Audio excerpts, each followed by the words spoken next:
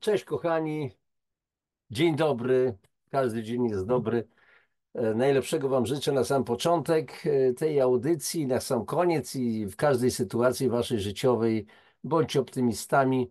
To tak na wstępie taka inwokacja, żebyśmy się jednak dobrze czuli, żebyśmy mieli fajną energię.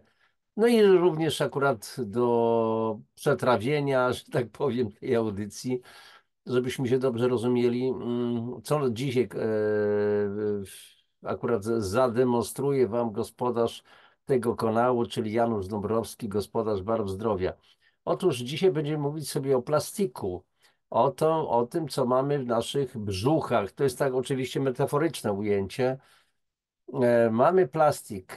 Wielokrotnie powtarzam, że w naszym jedzeniu, chciałem powiedzieć pokarmie, w tym wszystkim, co wtłaczamy w siebie w ciągu roku, a wtłaczamy w nasze trzewia około 700 do 1000 kg, mówię o przeciętnym Polaku, 700 do 1000 kg. No policzmy te 700 na 365, no to wyjdzie tak mniej więcej około 2 kg czegoś, co zjadamy. Niektórym może wydać się, nie, to niemożliwe. No ale weźcie to, kawusie, ten soczek, ten pączek, tą bułeczkę, ziemniaczki i tak dalej, i tak dalej, i tak dalej, więc to się nazbiera. Oczywiście u jednych więcej, u drugich mniej. Ja mówię o przeciętnej. Tym bardziej, że Polacy są narodem po prostu bardzo otyłym, z nadwagą i otyłym. Jeżeli się przegląda zdjęcia polskiego społeczeństwa z lat 60., 70., no ja jestem 54 rocznik, tak, 2 stycznia, no to wiem, o czym ja mówię. Jako dziecko, no nie pamiętam, akurat to były wyjątkowe jakieś historie bardzo otyłych ludzi na ulicach. To były wyjątkowe historie. Ludzie byli szczupli. Na plażach widywało się i tak dalej. A więc wtłaczamy w siebie potężne ilości jedzenia. Dzisiaj nie ma z tym problemów. To nie jest czas, powiedzmy, gospodarki PRL, tak zwanej komuny, gdzie były haki i naprawdę trudno było dostać jakąś wędlinę. Teraz mamy, jak to mówią Rosjanie, skolkę ugodną. No i w tej całej masie 700 tysiąca kilogramów według NIK-u to zjadamy, wtłaczamy w siebie około 2 kilogramów czegoś, co kompletnie nie jest żywnością. To są barwniki, polepszacze, spulchniacze, e, udogodnienia, jakieś, no wszystko, co tylko ma, dzięki czemu ten produkt ma ładnie wyglądać, dłużej się przechowywać i tak dalej. Ale tam jest również mikro i nanoplastik, o czym nie zdajemy z tego sprawy. Na jednym z portali, bo się interesuję tymi sprawami, znalazłem takie coś, że no jeszcze nie ma wystarczającej ilości badań naukowych, które by potwierdzały szkodliwość tego plastiku. No ale coraz więcej danych na to wskazuje, więc to są słuchajcie, mowa trawa, taki political correct, że tak powiem, gdzie lepiej nie powiedzieć za mocno. To są używane takie specjalne słownictwo, że no ta substancja może zaszkodzić, a więc nie używa się szkodzi, zdecydowanie szkodzi, zatruwa organizmy, tylko może w szczególnych wypadkach i tak dalej, żeby to było rozmyte, żeby przypadkiem nikt się nie dobrał autorowi do szanownych 4 liter. Natomiast no, mówmy otwarcie, jak może plastik, czyli substancja obca dla organizmu, wyprodukowana sztucznie przez człowieka, jako pochodna ropy naftowej może nie szkodzić? Zastanówmy się tym. Czy to jest substancja kompatybilna z naszym organizmem, czy też nie? Jeżeli dzisiaj mówi się o bisfenolach, innych rzeczach i tak dalej, no to no po prostu dla mnie takie nieostre określenia, że może szkodzić, nie ma wystarczających jeszcze wyników badań naukowych i tak dalej. To są, przepraszam, dzisiaj będę trochę brzydko się teraz wypowiem. Kiedyś podobno ja byłem pierwszym człowiekiem w Polsce, który użył słowa pierdolety. No to niech słowo to wybrzmi, zabrzmi, pobrzmi i tak dalej, bo to trzeba no po prostu określać to odpowiednim słownictwem i tyle. Dobrze, ale zaraz przejdziemy do tematu, do mojego ulubionego periodyku Hipoalergiczni. I tutaj mamy panią Żanetę Gelc, redaktor naczelną. Przypominam, bo już wielu z was wie, kto to jest, przesympatyczna istota, która potrafiła zmobilizować wielu naukowców, lekarzy, powiedzmy do wywiadów z całego świata. Ma niesamowite kontakty. Ja bardzo dziękuję pani Żanecie Gelc, że wiele lat temu zaproponowała mi współpracę. Dzięki temu moje artykuły też znalazły się w hipoalergicznych, żeby wejść tam powiedzmy do tego periodyku online, to wystarczy, że wygooglujecie hipoalergiczni i tam odpowiednio jest wyszukiwarka. Zresztą zaraz to jeszcze raz pokażę.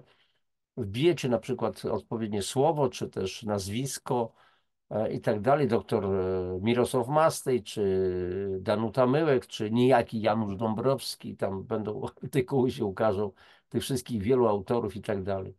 Dobrze, i ten artykuł, który dzisiaj będę czytał w ramach Tata czyta dzieciom, to powiedzmy będzie o tym plastiku całym, ale jeżeli mowa w ogóle o mikronanoplastiku, skoncentrujmy się na nanoplastiku, okazuje się, że nanoplastik i mikroplastik już został odnaleziony w głębi Challengera, czyli o ile dobrze pamiętam, to jest rów mariański, znaczy największa głębia w rowie mariańskim, 11 030 metrów. I znalazł i mimo mikro i nanoplastik został ślady odkryte na Mount Everest, czyli na najwyższym szczycie Ziemi w Himalajach, czyli na Chomolungmie. To świadczy o tym, jak całe środowisko jest zanieczyszczone, oceany są potwornie zanieczyszczone. Jeżeli wbijecie sobie na Google na przykład nanoplastik w morzach, to tam zobaczycie i klikniecie grafiki, to są tam straszne zdjęcia, no powiedzmy wieloryby, które zginęły karmiąc się tym plastikiem. Gdzieś tam na Pacyfiku jest potężna wyspa w tej chwili, bo prądy akurat, że tak powiem, te wszystkie plastikowe odpady, butelki, niebutelki i tak dalej, skupiają w jednym miejscu. Też wyspa o wielu kilometrach kwadratowych powierzchni. No, trwa czyszczenie podobno, jakieś tam metody opracowano, żeby to wyłowić, ale prądy sprawiają, że to jest, po prostu stworzyła się wyspa plastikowa dosłownie. Taka pływająca oczywiście, taka pływająca tratwa i zwierzęta morskie niejednokrotnie akurat to też zjadają. Oczywiście giną, ale tutaj największym niebezpieczeństwem jest ten tak zwany mikro i nanoplastik. Co to znaczy nano? Nano, czyli z greckiego to jest w ogóle karzeł, jak dobrze pamiętam, czy karzełek jakoś tak, ale to jest 1 miliardowa część. A więc jeżeli mamy na przykład cząsteczki nanoplastiku, to odnosi się do 1 miliardowej metra. I teraz wyobraźmy sobie, że 1 metr ma 1000 milimetrów. Ten metr długości, wyobrażacie co sobie, możemy podzielić takie na mikrocząsteczki, na małe cząsteczki, na milimetry, mili to jest 1/1000, 1/1000 mili. I ten milimetr jest podzielony na dalsze cząsteczki, więc jeżeli podzielimy, no to popatrzmy, mamy 1000 milimetrów. Jeżeli każdy milimetr podzielimy na milion części, no to mamy 1 milionową milimetra, tak? A tu mamy generalnie 1 miliardową całego metra. Więc dzielimy ten metr na 1000 części, jeszcze i tak dalej. 1 miliardowa metra, czy to jest wyobrażalne? Aż trudno to sobie wyobrazić. Dobrze, ale teraz przechodzimy już do artykułu, kochani. A więc mamy plastik w brzuchu, artykuł z hipoalergicznych. Oto jeszcze raz pani Żaneta Gelc i będę reklamował akurat jej książkę. Książka, która może zmienić swoje życie, czyli Co ci szepcze brzuch. Gdzie można zamówić? W butik hipoalergiczny. Mam nadzieję, że ta książka jest jeszcze do zyskania. No jak widzicie tutaj, wyluzuj magnes na stres, doktor Mirosław Mastej i tak dalej, czystość albo astma. Plastik brzuchu, artykuł, tekst dodany przez panią Asię Wieruszewską i zaczynamy. Więc posłuchajcie, kiedy pośpieszny posiłek i wygodne opakowanie stały się naszą trucizną, sprawdź, czy jesz plastyfikatory. Gotowe posiłki to nie tylko produkty bardzo mocno przetworzone, pozbawione substancji odżywczych, ale pełne konserwantów. To także plastikowe opakowanie. Negatywny wpływ na nasze zdrowie ma nie tylko przechowywanie w plastikowym opakowaniu. Najgroźniejsze jest podgrzewanie żywności zapakowanej w plastik w kuchence mikrofalowej. I tu od razu dodam jeszcze jedną rzecz, właśnie a propos tych kuchenek mikrofalowych. Kiedyś napisałem taki artykuł, kuchenki mikrofalowe precz z naszych kuchni. Kuchenki mikrofalowe to jest bardzo wielkie zło. Jeżeli ktoś mówi inaczej, że to jest bezpieczne, to albo nie ma wiedzy, albo po prostu jest, nie wiem, zmulony jakąś propagandą i jest sprawa załatwiona. Nie. Kuchenki mikrofalowe są bardzo niebezpieczne dla nas i dla naszych dzieci, w ogóle dla wszystkich organizmów. Przygotowywanie posiłków w mikroweli, tak zwanej, bo to szybko, parówkę wrzucam już zaraz i tak dalej. To nie ma nic wspólnego z przygotowaniem zdrowych posiłków. Nie chcę w tej chwili mówić o mikrofalówkach, dlaczego one są, ich stosowanie jest szkodliwe, ale w każdym razie, słuchajcie, jeżeli weźmiemy pod uwagę, znaczy mikrofalówki wymyślili Niemcy po to, żeby na froncie żołnierze mogli podgrzewać sobie posiłki. Oczywiście to były bardzo prymitywne jeszcze rzeczy, no ale może ktoś zadać pytanie, jak to na froncie? A czym oni mieli tam zasilać je? No po prostu prądem, bo mieli agregaty prądotwórcze, to jest normalne. A więc szybko można było podgrzać, bez rozpalania jakiegoś ogniska, no wiadomo jak jest na froncie i tak dalej, więc można było to szybko ten posiłek po prostu podgrzać. Ale wyobraźcie sobie, że ogromną wiedzę na temat tych działania mikrofal, czyli pól magnetycznych bardzo niebezpiecznych, mają Rosjanie, mieli i mają. I wyobraźcie sobie, że o ile wiem, o ile się nie mylę, do epoki Gorbaczowa produkcja i handel takimi urządzeniami była w ówczesnym Związku Radzieckim zabroniona. Dopiero pierostrojka i otworzenie się bardziej na zachód spowodowało, że i tam powiedzmy do Związku Radzieckiego, można by powiedzieć, to prymitywne, nie wiedzą, takie prostactwo i tak dalej, nie wiedzą, co to dobre jest i tak dalej. Tylko Polak się potrafi, mam wrażenie, czasami zachłysnąć głupotą i więcej nic. I u nas oczywiście jest masa tych mikrofalówek w ogóle w naszych mieszkaniach. Wywalcie to z waszych po prostu kuchni. Dobra, wracamy do rzeczy. Trudno byłoby ustalić, ile osób choruje bądź umiera z powodu narażenia na kontakt z plastikiem. Jednakże wiadomo, że w krajach rozwiniętych społeczeństwo cierpi z powodu wielu chorób, m.in. raka słupka, raka nerek czy też otyłości. Oczywiście tu jest masa raków. Rak prostaty, czyli stercza u mężczyzn, rak jelita grubego u mężczyzn, rak jajnika u kobiet i plus oczywiście sutka i tak dalej, i tak dalej. Otyłości oraz coraz powszechniejszy jest wczesny początek dojrzewania. Przypadłości te są mniej powszechne w krajach rozwijających się. No jasne, bo te kraje rozwijające są prymitywne, a my jesteśmy wysoko cywilizowani. Co to za cywilizacja, która wyprodukowała ponad 70 różnych chorób, z którymi medycyna nie chce, nie umie sobie radzić. I dalej. Czy przez pryzmat tych informacji nie należałoby uznać podgrzewania tworzyw sztucznych jako zbędne ryzyko, przepraszam, oddziaływania szkodliwych pierwiastków i w związku z tym podjąć decyzję wyeliminowania tworzyw ze swojej lodówki czy kuchenki? Plastik został stworzony na początku XX wieku i od tego czasu zagospodarowany został praktycznie do wszystkiego. Począwszy od urządzeń medycznych ratujących życie, po środki zmiękczające w kosmetykach. Plastik jest wszechobecny, jednakże istnieją dwie substancje, na które należy szczególnie uważać. Dobrze, i teraz słuchajcie, będziemy o tym mówić. Zresztą ja mówię o plastiku, o innych świństwach chemicznych. Przepraszam, w moich książkach przede wszystkim Woda, 2 tomy, Woda, fenomen życia, czyli pierwszy tom, czego jeszcze nie wiedziałeś o wodzie i co zawiera woda, którą codziennie pijemy. Między innymi ta woda, którą codziennie pijemy, zawiera mikroplastik, nanoplastik. No jak to? Przecież są oczyszczalnie. Nie, oczyszczalnie nie są w stanie oczyścić w ogóle wody z pozostałości chemicznych, w dodatku oczyścić jej pamięci z po prostu z nagrania, że tak powiem, bo woda ma pamięć, czy to się komuś podoba, czy się nie podoba. Po prostu nie ja to wymyśliłem. Są badania na ten temat bardzo poważnych naukowców. Wielu, jeżeli ktoś mówi, że woda nie posiada tak zwanej pamięci y, molekularnej, no to znaczy, że nie wie, na jakim świecie żyje i koniec, kropka. No. Niech sobie żyje w tym swoim świecie.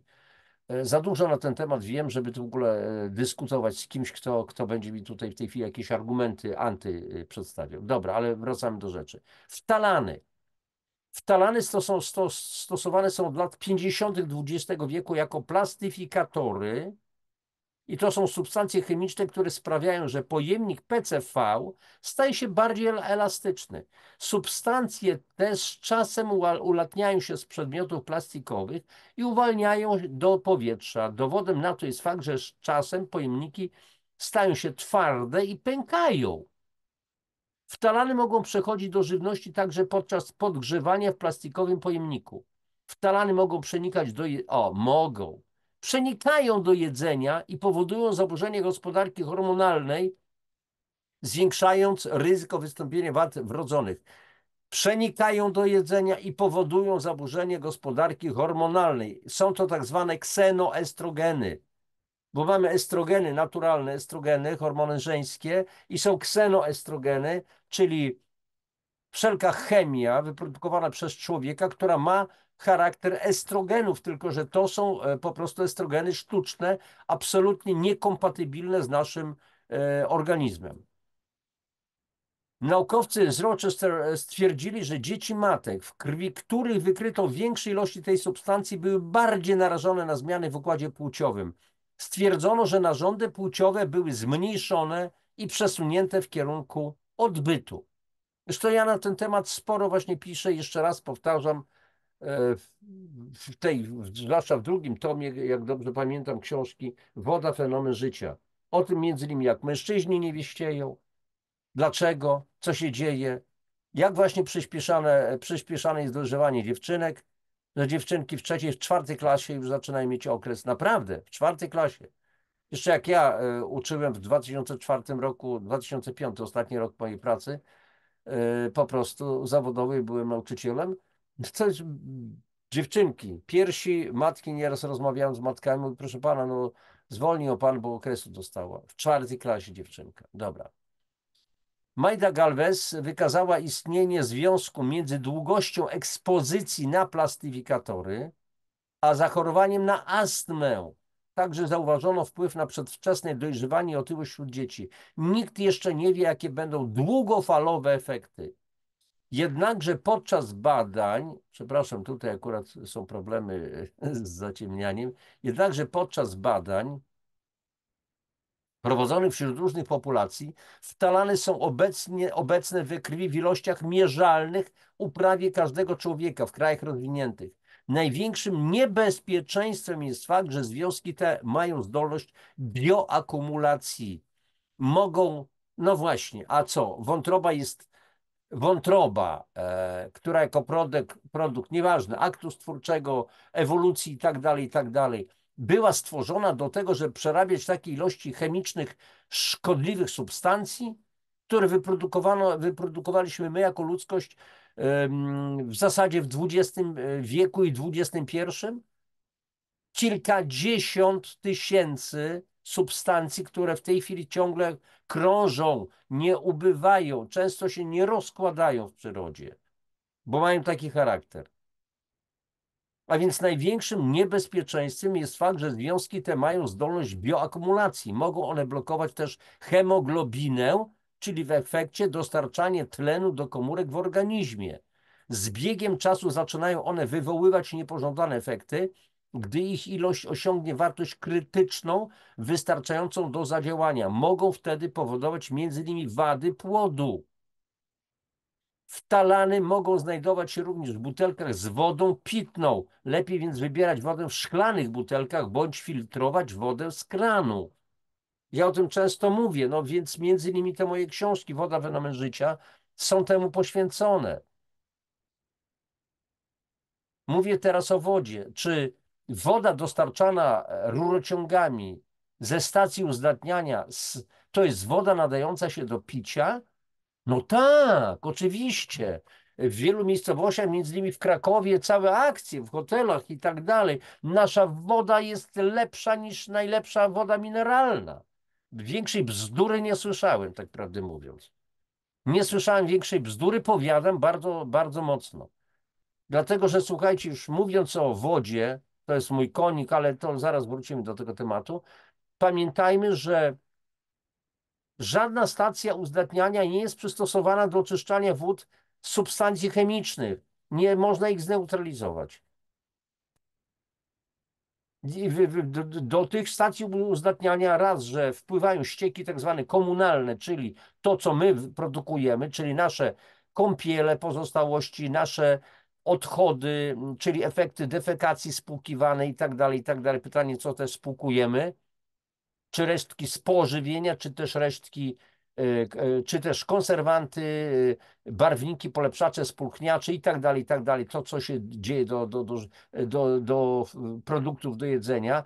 Spłukiwane są środki antykoncepcyjne, pozostałości tych wszelkich leków, w tym antybiotyków i tak dalej, i tak dalej.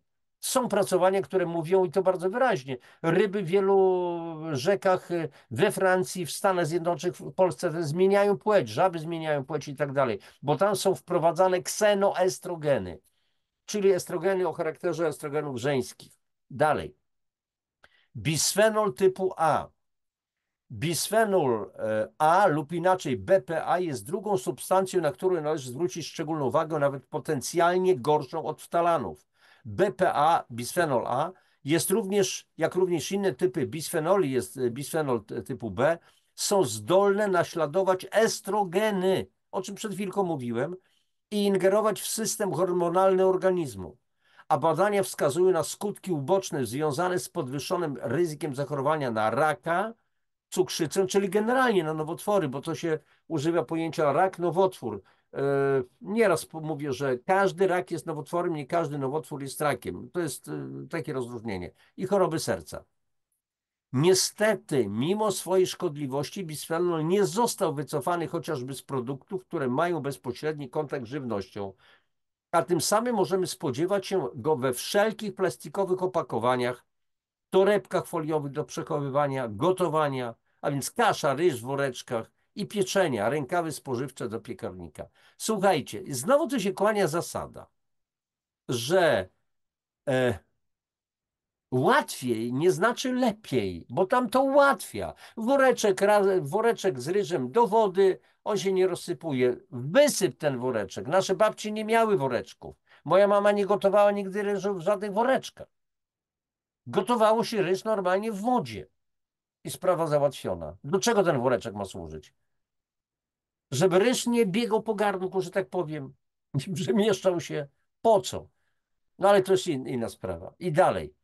Po uwolnieniu związków chemicznych z tworzyw sztucznych dopuszczonych do kontaktu z żywnością podczas gotowania, gotujemy w osolonej wodzie, czy z dodatkiem chlorku sodu, następuje chlorowanie tychże związków w temperaturze wrzenia wody 100 stopni i zwiększenie toksyczności nawet o kilka tysięcy razy niż w wodzie o temperaturze pokojowej.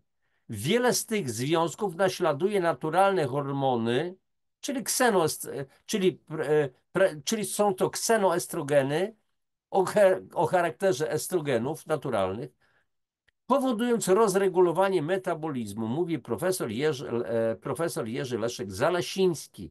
Audycje już na ten temat z wypowiedziami profesora Zalesińskiego już tutaj są. A więc znajdziemy bisfenol także w produktach dla dzieci i niemowląt, plastikowe zabawki, gryzaki, smoczki, butelki, szczoteczka do zębów i kosmetykach, w których działa jak przeciwutleniacz. BPA jest obecny na wszystkich paragonach z kas fiskalnych. Myślę, że tutaj jest błąd. Nie przeciwutleniacz, tylko jako utleniacz. czyli oksydant. Czasami to się zdarza. Czasami jak piszemy SMS, czyli na Messengerze jakieś wiadomości, to sztuczna inteligencja potrafi nam tak poprawić pewne słowa, że to jest jakiś miszmasz, więc być może tutaj też zrobiono błąd. Co i kiedy wyrzucić? Ilość substancji chemicznych dostająca się do pożywienia zależy od rodzaju pakowania oraz czasu ogrzewania, zwłaszcza z zastosowaniem kuchenek mikrofalowych. Stare pojemniki, które były umyte już setki razy, bardzo często uwalniają więcej toksyn. Przebarwienia bądź zmiany kształtu pojemnika plastikowego są sygnałem, że czas już do kosza, czyli do utylizacji. Odgrzewanie produktów tłustych, takich jak śmietana czy masło, jest bardzo złym pomysłem. Tłuste produkty pochłaniają znacznie więcej szkodliwych substancji. I słuchajcie, oczywiste, bo tak samo jak tłuszcz wieprzowy, gdzie są kumulowane toksyny, dlatego mięso wieprzowe jest bardzo niezdrowe, tym bardziej, że świnie nie posiadają gruczołów potowych, nie wypacają, czyli ich skóra nie jest jak skóra ludzka, która stanowi taką trzecią nerkę. Dalej, wszystkie toksyny, które są w ciele człowieka z nadwagą otyłego, zwłaszcza tłuszcz wewnętrzny, ja wielokrotnie to tłumaczyłem, jest to rodzaj wysypiska, kochani, śmieci, gdzie toksyny, których ani wątroba, ani nerki, ani płuca, ani skóra, jeszcze raz powtarzam, jako trzecia nerka, nie są w stanie usunąć, są kumulowane po prostu w tym tłuszczu. Po co? No bo może za jakiś czas się je usunie. Gdzieś to trzeba zutylizować. I dlatego chirurdzy, no, rozmawiałem z kilkoma lekarzami, chirurgami, którzy mówią, że nie znoszę operować ludzi otyłych, raz, że ze względu ten tłuszcz po prostu pęka, trzeszczy i w ogóle, ale woń podobno jest niesamowita. No, nie chcę powiedzieć jaka woń, nie jest wonią przyjemną. Dobra, jak podgrzewać? Nie torturuj się myślą, który plastik nie będzie zawierał szkodliwych substancji. Wybierz pojemnik, który będzie neutralny dla Twojego zdrowia. Szkło bądź ceramika. Jeśli to tylko możliwe, nie korzystaj z kuchenki mikrofalowej, gdyż nie tylko jest udowodnione naukowo, iż niszczy ona żywność pod względem witalności, to również naraża nas na ryzyko nowotworów. Lepiej odgrzać posiłek na piecu, czy to gazowym, czy elektrycznym. Indukcyjne kuchenki również nie cieszą się dobrą sławą wśród osób zawodowo zajmujących się opieką zdrowotną z uwagi na silne pola elektromagnetyczne. Oczywiście, zdecydowanie. Posłuchajcie, jeżeli chodzi o przygotowanie posiłków, no dzisiaj pewne rzeczy są niemożliwe do zrealizowania, ale pewne są. Najlepsze pod względem, że tak powiem, energetyki do przygotowania pokarmów to są piece opalane drewnem, później węgiel, później gaz i później nie ma mowy, nie elektryczność. Żadna elektryczność, dlatego że kuchenki indukcyjne wytwarzają właśnie bardzo silne pola elektromagnetyczne. Więc nie ma mowy o tym, bo to jest wygoda. No i co z tego, że to wygoda? Co z tego, że to jest wygoda? Produkujemy urządzenia, które ułatwiają nam życie, ale wcale tego życia nie ulepszają. Jest to kolosalna różnica. Dobrze. Temperatura naszego ciała wynosi 36,6 stopni, więc podgrzewanie do zbyt wysokich temperatur jest bezcelowe, gdyż wystarczy nam 40-50 stopni, aby cieszyć się ciepłą zupą czy kaszą. Podgrzewając do 80-100 stopni jest trwonieniem energii, narażaniem się na ryzyko chlorowania niebezpiecznych związków, które uwalniane są do wody zwykle osolonej. Wcześniej już była o tym mowa. Zamiast folii warto byłoby zastosować mikrocelulozowe błony i rozwinąć rozwiązania na bazie skrobi. Może jest to nowe wyzwanie dla przemysłu spożywczego i chemicznego. Dalej. Żywności w puszkach.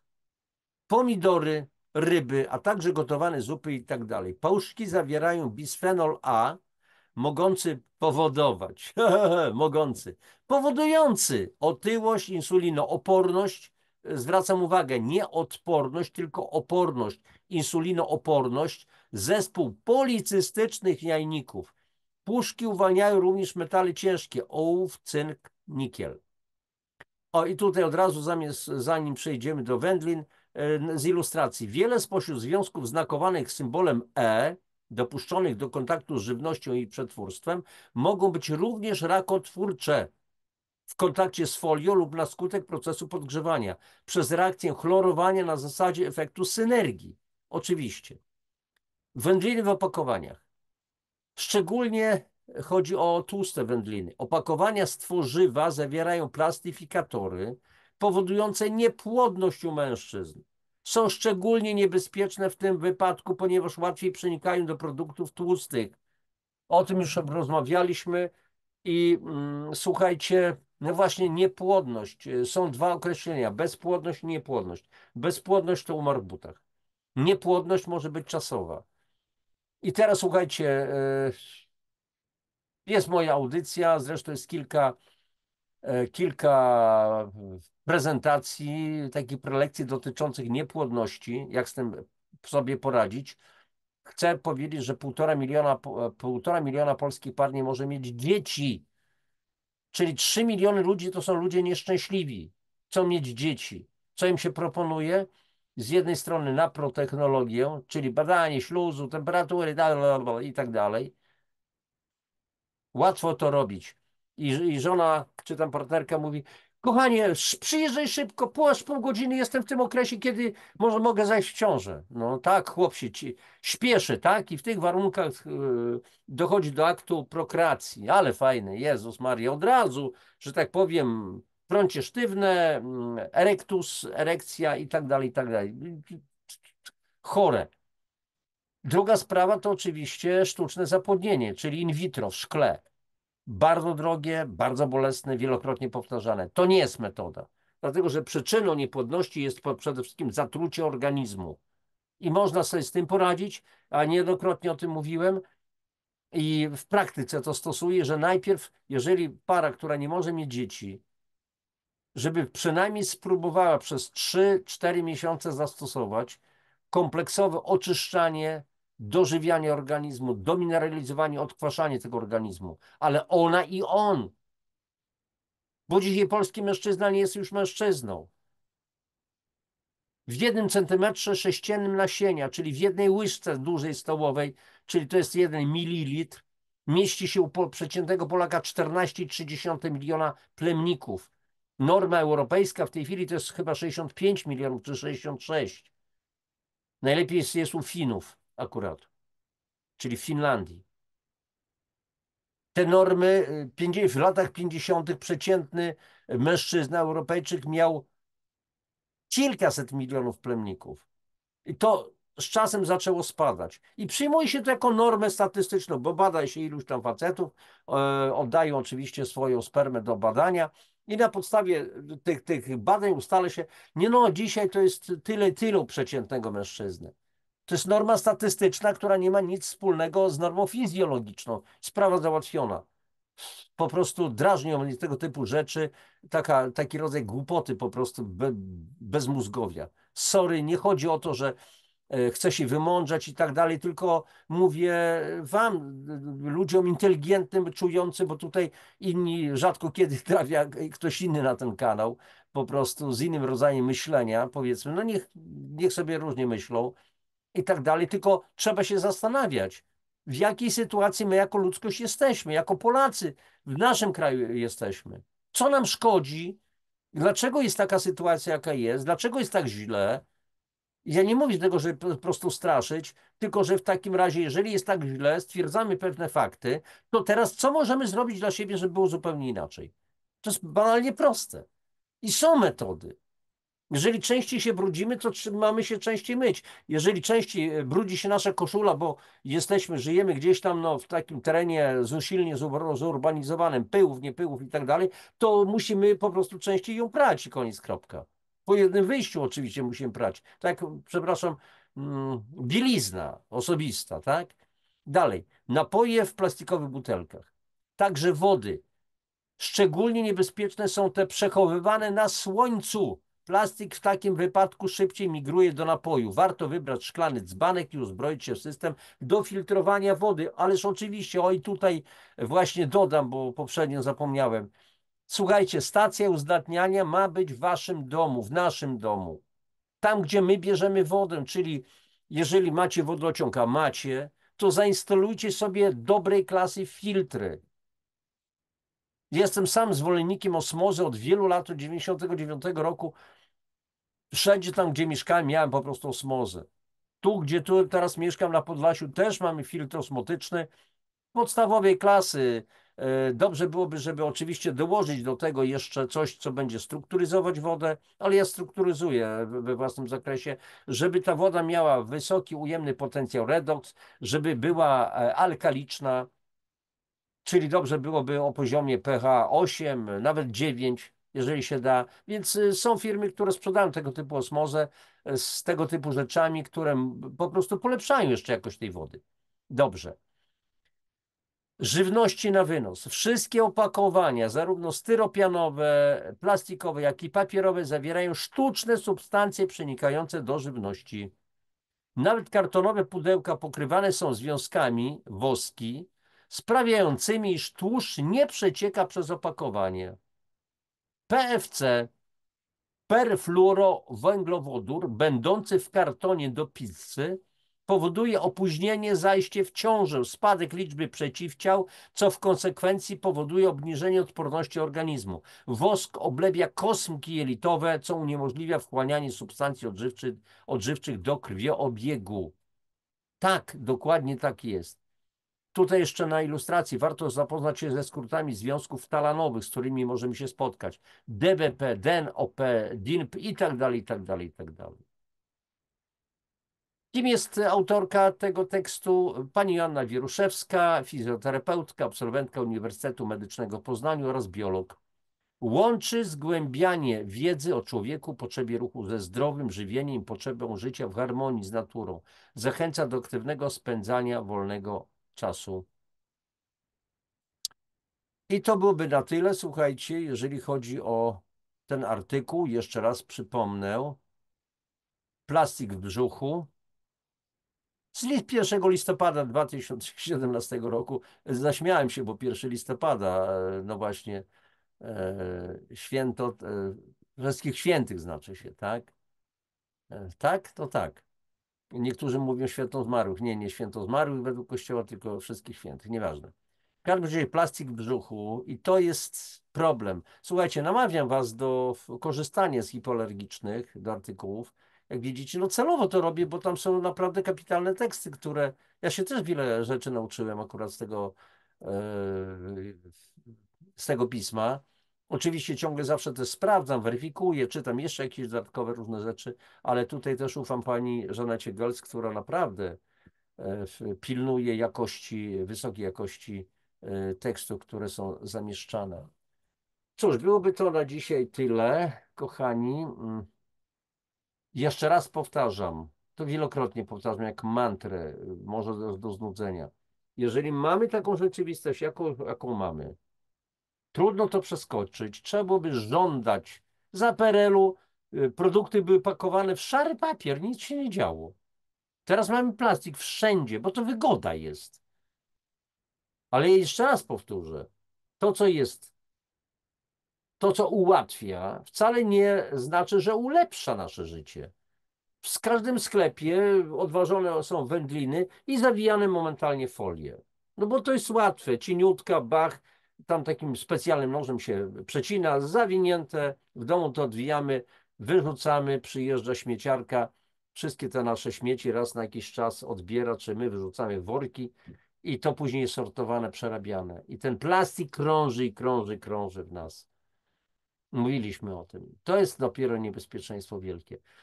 I w związku z tym, że jesteśmy narażeni na dodatkowe obciążenia, bo takie są fakty, to teraz pytanie, co z tym faktem zrobić? Poddać się temu? No już ja na to nic nie poradzę. Nie, nie ma czegoś takiego, że nic nie poradzimy. Trzeba szukać rozwiązań. No, w moim przypadku, mówię to otwarcie, nie mam to rozwiązanie, bo cały czas systematycznie się po prostu suplementuje, czyli, ale o co chodzi z tą suplementacją? To nie jest jakieś zażywanie jakiejś tam witaminki takiej, jak i owakie, bo to nie chodzi o co. Chodzi o konkretną ścieżkę. Chodzi o oczyszczanie organizmu chodzi o odkwaszanie, czyli neutralizację toksyn i wyprowadzenie ich z organizmu.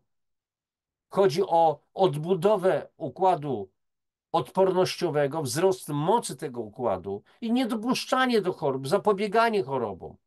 To jest prawdziwa profilaktyka, a nie profilaktyka, której celem ma być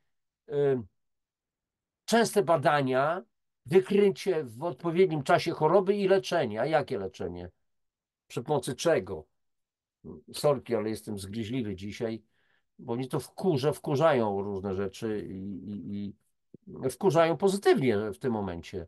Nie, że tak powiem, destrukcyjnie, tylko po prostu twórczo. I druga sprawa, kochani, znacie mnie, ja potrafię być bardzo uparty. E, Po prostu, jeżeli się komuś nie podoba to, co mówię, no to jest jego sprawa. Natomiast jeżeli podoba wam się to, co mówię, to dajcie suby, lajki, zamieśćcie jakiś komentarz wspierający albo opisujący wasze doświadczenia, jak wy sobie radzicie. Są możliwości zdobycia czystej żywności, na przykład wspomaganie organizmu przy pomocy kiełków, a dlaczego by nie? Znam człowieka, pan Andrzej Kmita, który tutaj często jest gościem jako komentujący czy lajkujący. I poznaliśmy się, zdecydowaliśmy się na po prostu na kilka rozmów, żeby też opowiedział o tym, jak on produkuje tą swoją żywność. Rewelacyjny jest gość. Przeszliśmy sobie właśnie na ty i będziemy nakręcać, albo już będą rozmowy po prostu z panem Andrzejem Kmitą. Opowie o tym, jak sam wytwarza żywność, jak ją dostarcza do restauracji dla tych, którzy po prostu chcą i tak dalej, i tak dalej. Dobra, to na dzisiaj będzie tyle. Wszystkiego najlepszego. Trzymajcie się. Jeszcze raz powtarzam, chodzi o poparcie, a więc lajki, suby, ewentualnie komenty. Wszystkiego najlepszego wam życzę. Papatki.